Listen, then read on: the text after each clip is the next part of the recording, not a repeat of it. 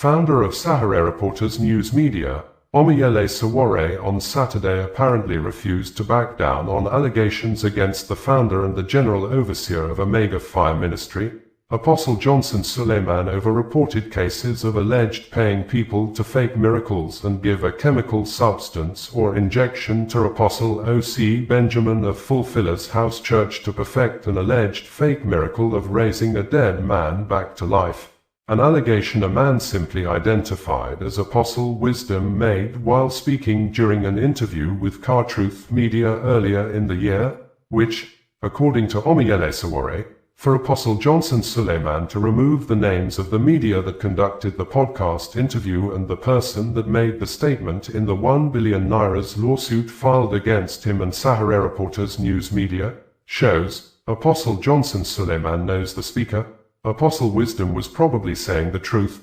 This, Omoyele Sowore stated in reaction to the statement earlier made by Apostle Johnson Suleiman on his personal social media accounts on Saturday, accusing the founder of Sowore Reporters, Omoyele Sowore, of always trying to play the victim's role that wants to be persecuted for fighting for Nigeria, whenever a case is filed against him in the court of law for passing across false and misleading information to defame someone's character, saying that forgiveness is predicated on the admission of guilt and one cannot forgive someone who has neither acknowledged wrongdoing nor shown remorse.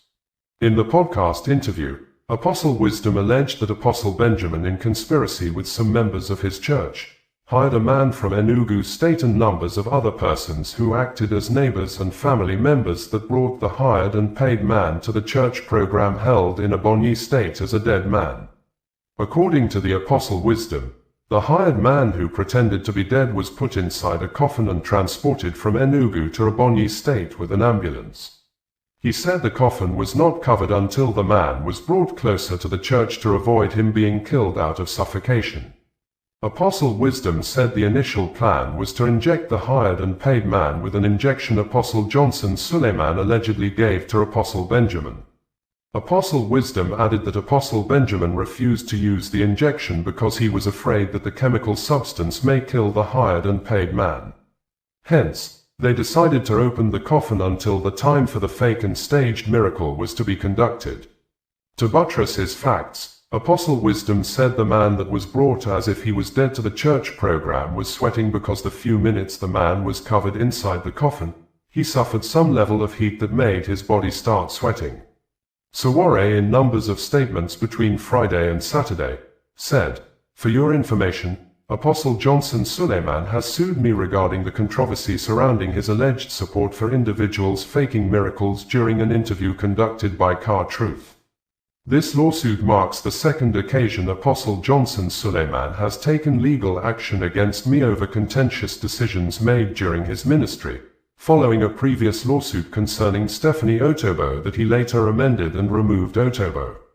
The case has been ongoing for approximately 8 years. And the most straightforward aspect of apparent unsafe nature of Nigeria was recorded again on Sunday in the southeast geopolitical zone of the troubled West Africa country after suspected terrorists launched multiple attacks in Anambra State, killing several numbers of persons after the suspected terrorists attacked a church at Lilu community within Ihiala local government area in the morning and burned part of the Saint Andrews Anglican Church, where the wife of the pastor was brutally murdered at the spot, and in the evening, the suspected terrorists took the hit to Anambra Market in Nawfia community and shot sporadically into the Afor Market in the Njikoka local government area, causing several casualties, with video evidence from residents indicating that 4 of the bodies died on the spot and were in their pool of blood, and large numbers of others rushed to the hospital. The Nigeria police force has confirmed the suspected terrorists' attack on Anglican Church in Lilu, but yet to issue statement as at the time of filing in this report on Monday morning over the attack on Market in Nawfia. According to residents, yet to be ascertained total numbers of persons were killed when some unknown armed men launched an attack near the Afor Market junction in Nawfia community, Njikoka local government area of Anambra State on Sunday. At Saint Andrews Church in Lilu, the venerable wife was shot and the target of the attack. The pastor escaped into hiding and was later kept at a security safe place looking traumatized. The church was burnt and the priest's properties, including his car, were set ablaze.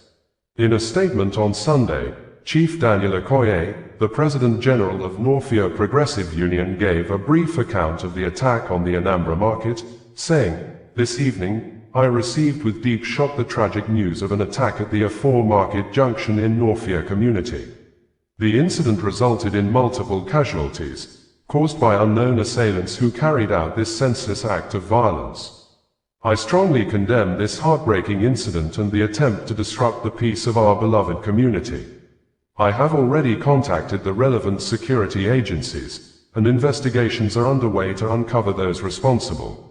I appeal to all NDI Nawfia to remain calm, stay vigilant, and continue to cooperate with security operatives as they work tirelessly to restore normalcy and ensure our safety. My thoughts and prayers are with the families affected. On behalf of the Nawfia Progressive Union, I extend our deepest sympathies and assure you that we are fully committed to supporting efforts aimed at protecting lives and maintaining peace in Nawfia." Anambra State Command of the Nigeria Police Force, in a statement on Monday early morning, said, "The Commissioner of Police, Anambra State Police Command, CP Ikioye Oratugu, condemns in the strongest terms the attack in the morning of the 7th of December 2025, carried out by armed criminals, which resulted in the death of one person confirmed with serious injuries inflicted on a few others, including the church building partially burnt, and other properties destroyed at a church premises in Lilu, Ihiala local government area." The CP states that this heinous and abominable act, committed against innocent worshippers, is not only an assault on the community but a grave affront to our shared values of peace, sanctity of life, and freedom of worship. The command extends its deep. President Bola Ahmed Tinubu of Nigeria has expressed happiness that Nigeria troops, both air and land soldiers, have successfully foiled the coup attempt in Benin Republic on Sunday, saying, "Latest report from the Benin Republic indicated that Colonel Pascal Tigri, the leader of the mutineers who seized the country's national television on Sunday, is on the run, and some other members of the group have been arrested as the defense and security forces in the country thwarted the attempted putsch, and, according to the Nigeria president, Nigeria government acted on two separate requests from the government of Benin Republic, saying, President Tinubu first ordered Nigerian Air Force fighter jets to enter the country and take over the airspace to help dislodge the coup plotters from the national TV and a military camp where they had regrouped, and secondly ordered ground troops into the Benin Republic territory, which the Nigeria military troops have been confirmed to have taken positions in both air and land space in the Benin Republic, with some local residents saying a few minutes ago that the gun battle is still ongoing. Bayo Onanuga, the spokesperson to the Nigeria president, in a number of statements on Sunday said, "Coup in Benin fails. Mutineers in military uniform, who attempted to overthrow President Patrice Talon's democratic government on Sunday in the Republic of Benin, have failed. The mutineers seized the national TV after failing to enter President Talon's residence." The latest report from Cotonou said the National Guard has taken control of the situation and surrounded the television station. According to 24 Hours in Benin, discussions are underway with the mutineers, now holed up inside the station. Benin's Interior Minister, Alassane Sidou, says the country's armed forces have thwarted an attempted coup. His statement came after soldiers appeared on state television and announced the removal of President Patrice Talon, the closure of borders and suspension of political parties. President Bola Ahmed Tinubu has commended the gallantry of Nigeria's military on Sunday for responding swiftly to the request by the government of Benin Republic to save its 35-year-old democracy from coup plotters who struck at dawn today. Acting on two separate requests from the government of Benin, President Tinubu first ordered Nigerian Air Force fighter jets to enter the country and take over the airspace to help dislodge the coup plotters from the national TV and a military camp where they had regrouped. The Republic of Benin, through its Ministry of Foreign Affairs, in a note verbal, requested immediate Nigerian air support, in view of the urgency and seriousness of the situation and to safeguard the constitutional order, protect national institutions and ensure the security of the population. In the second request, The authorities in Benin requested the deployment of Nigerian Air Force assets within Beninois airspace for surveillance and rapid intervention operations under Benin-led coordination. The Benin government also requested Nigerian ground forces, strictly for missions approved by the Beninese Command Authority in support of the protection of constitutional institutions and the containment of armed groups.